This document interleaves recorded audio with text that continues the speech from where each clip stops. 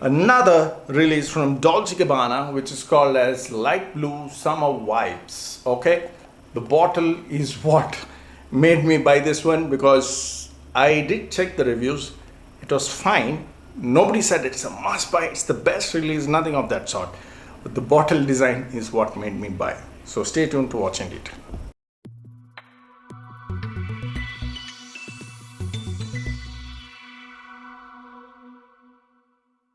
What's up guys, this is Yasser. Welcome back to my channel. You're watching Yasser's Fit Frack. Today I'm going to talk about another beautiful release from Dolce & Gabbana Light Blue series, which is called as Summer Vibes.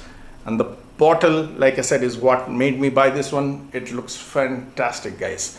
It's like a marble finish feel along with a beautiful design. Okay, the bottle was very attractive.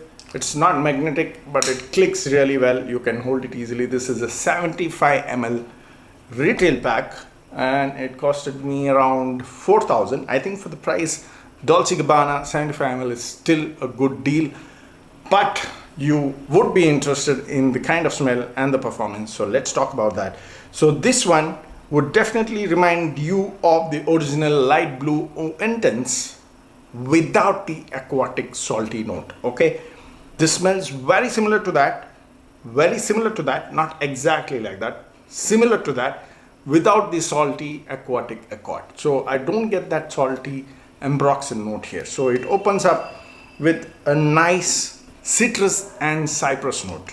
Okay, and then in the late dry down you get some woody accord.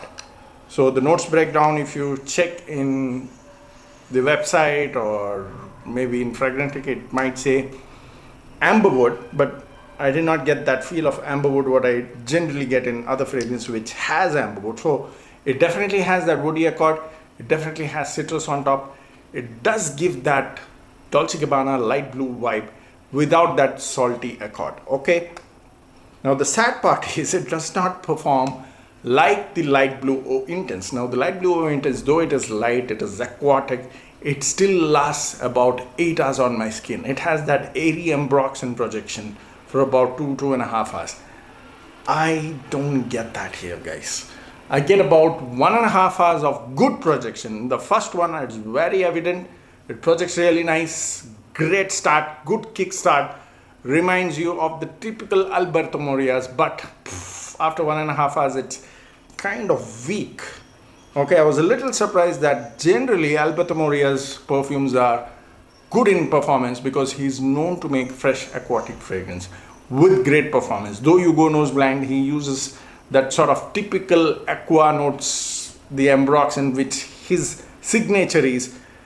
You don't get that here in terms of the performance. It's a bit weak is what I felt. Now when I first received it, it was super weak. So don't get this and judge it on the first 2 weeks guys, because I allowed this to rest for about 2 weeks and then test it, because I got a good difference from when I tested it on the first day of receiving and when I tested it after 2 weeks. So this generally happens with most fresh aquatic fragrance, but this one was very evident. The first day it was very poor, very poor, and I knew it needed that time to settle down, and that's why I allowed it to rest.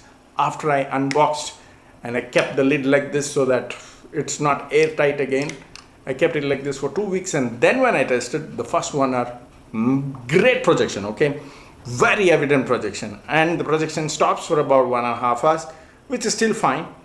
Some fresh aquatic fragrances are like that, and it lasted about 5 to 6 hours. I tried it twice, 5 to 6 hours. It did not cross that 6 hours mark.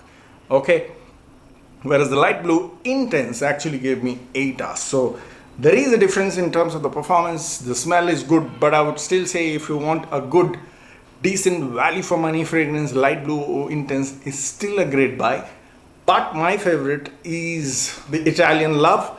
And there is also the other one which is there back in my shelf. Just hold on.